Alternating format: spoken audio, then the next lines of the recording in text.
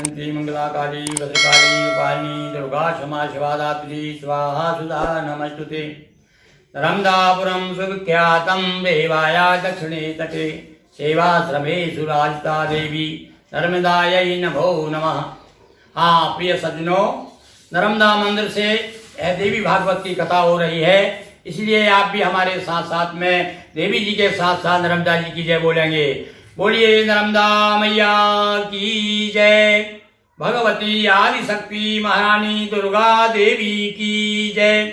आज हम आपको ये बता रहे हैं कि किस प्रकार से दिति और अदिति दूसरे जन्म में देव की और रानी होती है। इसका एक प्रसंग और है।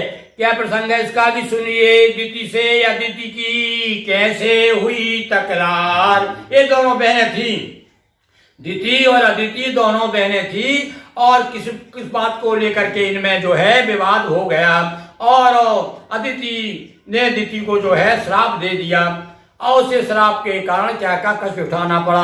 आज हम उस प्रसंग आपको बता रहे हैं। और इसके पहले आपको हम बता चुके हैं कश्यप ऋषि को तो श्राप मिल ही चुका था वरुण देव का, और ये भी शापित हुई हैं। अब देखिए कथा क्या है, दोनों बहनों की कथा है।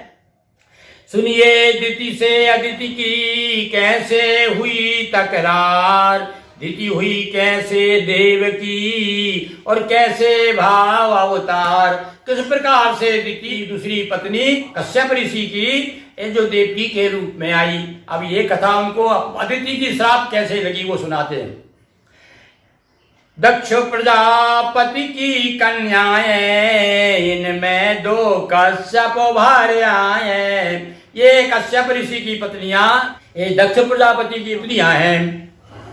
अदिति पुत्र थे इंद्र महाना, दिति सुत चाहा इंद्र समाना। हाँ भाई, ईर्ष्या आ जाती है, ईर्ष्या द्वेष आ जाता है, वहां पर नाना प्रकार के विघ्न पैदा होने लगते हैं। अब यहाँ पर आप सब जानते हैं कि दिति जो है दैत्यों की माँ और अदिति जो है देवताओं की माँ थी। तो अदिति के पुत्र कौन थे? इंद्र। बहुत बड़े बलशाली, बड़े पराक्रमी थे इंद्र। भगवान विष्णु के समकक्ष थे इंद्र, ऐसा माना जाता है। तो अब इंद्र के समान तो एक दिन दिति के मन में विचार आया कि अरे देखो अदिति के कितना सुंदर पुत्र है, कितना बलवान है, और ऐसा ही मेरा भी पुत्र हो। उस समय उनके यहाँ कोई बाल बच्चे नहीं थे।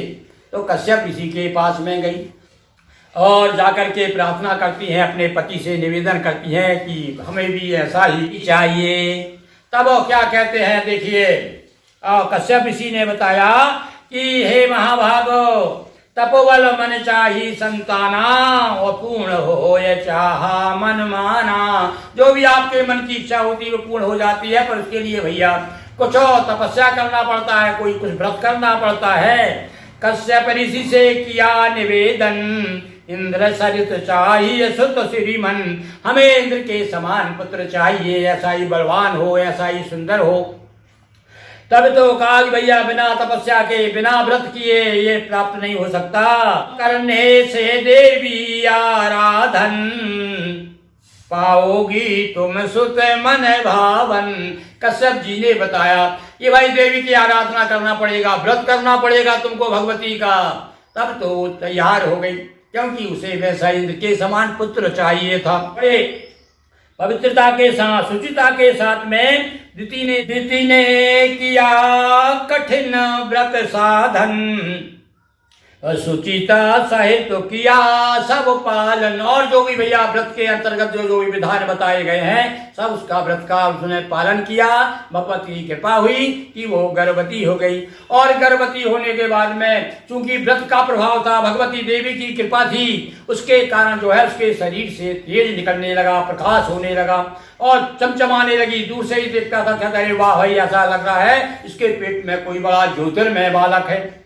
तो गर्भवती हुई पूर्ण आशा, और दिति शरीर में हुआ प्रकाशा। एक तेज से दीप्त हो गई दिति। और अदिति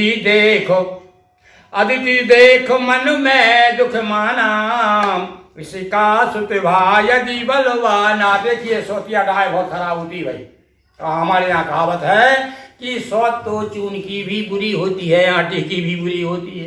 ये दो है सगी बहनें, पर चूंकि साथ साथ में सौत भी हैं दोनों, तो अब सौतिया डाहे के कारण और मन में विचार दौड़े बाप रे, और इसका ऐसा ही मेरे इंद्र जैसा यदि हो गया, इसके यहाँ भी पुत्र, तो मेरे इंद्र की छवि जो है कम हो जाएगी, इसकी छवि क्षीण हो जाएगी। इसलिए उसके मन में भी दुख हुआ। और जब आदमी के दुख होता है तब तो कुछ ना कुछ दुख दूर करने का प्रयास करता है। क्या किया उसने? बोली निज सुत इंद्र बुला कर, गर्भ विनष्ट करो सुत जाकर। हे बेटा, इंद्र को बुलाया और इंद्र ने आया। इंद्र ने आकर के प्रणाम किया। माता जी, मुझे आपने कैसे याद किया? अरे बेटा, तुमको एक काम करना है। बोले क्या? तुम किसी भी प्रकार से दिति का गर्भ को नष्ट कर दो, क्योंकि मैं नहीं चाहती कि तुमसे अच्छा कोई बच्चा पैदा हो जाए, तुमसे ज्यादा बलवान हो जाए, महातेजस्वी हो जाए। अब पहले तो उसने मना किया, पर भैया माँ की आज्ञा, बार जब आग्रह किया उसने, सब ऊंच नीच बताया कि बेटा ऐसा हो जाएगा, वैसा हो जाएगा, जब यदि तुमसे बड़ा हो गया तो तुमको हमेशा दबा के रखेगा, तुमको नीचा दिखाएगा, तुमको लोग कम पूछेंगे, नाना प्रकार से बात करके उसको राजी कर लिया। अब इंद्र ने क्या किया? और कथा तो ऐसी आती भैया, इंद्र देवता लोग बड़े मायावी होते हैं, तो इसने अपनी माया से कुछ यंत्र मंत्र तंत्र से क्या किया, देखिए आप।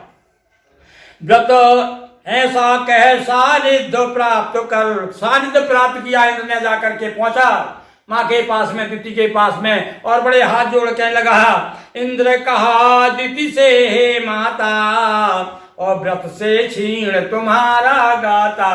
अरे देखो, तुमने बहुत व्रत किया है माँ। कौन? देखो अब कैसे चुपड़ी चुपड़ी बातें कर रहा है इंद्र। जाकर के कहता है कि हे माँ, आपने बड़ा व्रत किया, इसलिए आपका शरीर दुबला हो गया है, मैं आपकी सेवा करता हूँ, मुझे अपने पास रख लीजिए। और भैया इस प्रकार से जब मीठी मीठी बातें की, तो भैया मीठी बातों का इतना प्रभाव होता है, बड़े बड़े चक्कर में आ जाते हैं। इसने कहा हाँ बेटा ठीक है, रहो मेरे पास में रहो, और पास में रह करके इसने जो है धोखा देना शुरू कर दिया।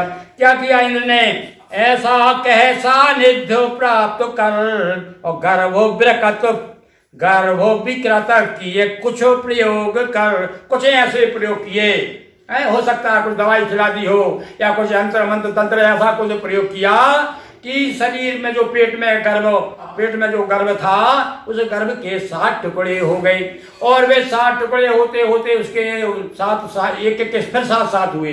इस प्रकार से 49 टुकड़े हो गए गर्भ। किंतु देखिए, गर्भ फिर भी नहीं नष्ट हुआ, फिर भी नहीं मरा।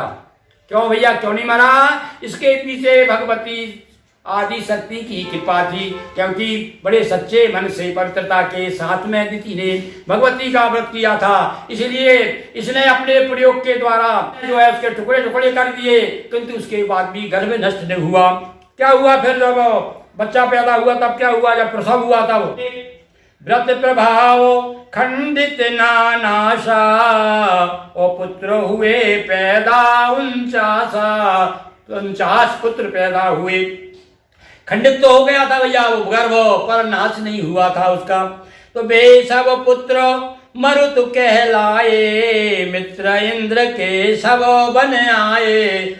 और बाद में ग्रंथों में आता है, हमारे पुराणों में आया है कि मरुत 49 मरुत, ये 49 प्रकार की पवन जो है, ये 49 पवन जो है, जो जिन्हें मरुत कहते हैं, वो यही दिति के पुत्र हैं। इस प्रकार से ये एक के 49 हो गए। चाहा था उसने नष्ट करना, जहाँ एक नष्ट करना चाहता था, वहां भगवती देवी की कृपा से वो 49 हो गए। अदिति की न यह कार्य गुजारी, जब उसको पता चला, अरे बोले मेरा नष्ट कर दिया मेरा गर्भ, मेरा पुत्र बड़ा बलशाली होता, उसमें पट गए, अब छोटा छोटा मृत में उतनी शक्ति नहीं रही, वो क्यों 49 टुकड़े हो गए। तब समझ गई है इसकी पीछे इंद्र ने बदमाशी की है, इसने इसकी शरारत है, और इसने माँ बेटा की दोनों की सलाह है। इंद्र को भी श्राप दे दिया, और अदिति पर तो बहुत नाराज हो गई दिति। कहने लगी, क्रोधित होकर दीना शापा किया, अदिति तुमने यह पापा। ए अदिति, तुमने पाप किया है, मैं तुझे श्राप देती हूँ।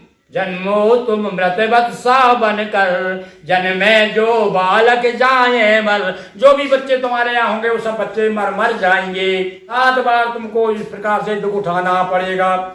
और पड़े भोगने कारागारा, तुमने मेरा बुरा विचारा। तो चूंकि तुमने मेरा बुरा विचारा है, मेरे साथ बुरा किया है, इसलिए तुम जेल भी भोगोगी, जेल का कष्ट भी, बंदी गृह भी तुम्हें भोगना पड़ेगा।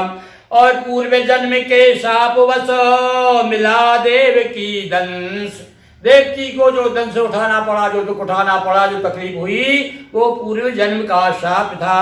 पूर्व जन्म के शाप वश मिला देव की दंश, और कृष्ण जन्म देवी कृपा हुआ समुज्वल वंश। बोलिए दुर्गा जी की जय। हर हर नर्मदे, हर हर हर महादेव शंभो। दोस्तों वीडियो को लाइक करें, अपने मित्रों के साथ शेयर कर, चैनल को सब्सक्राइब करें और बेल आइकॉन प्रेस करें। बहुत बहुत धन्यवाद।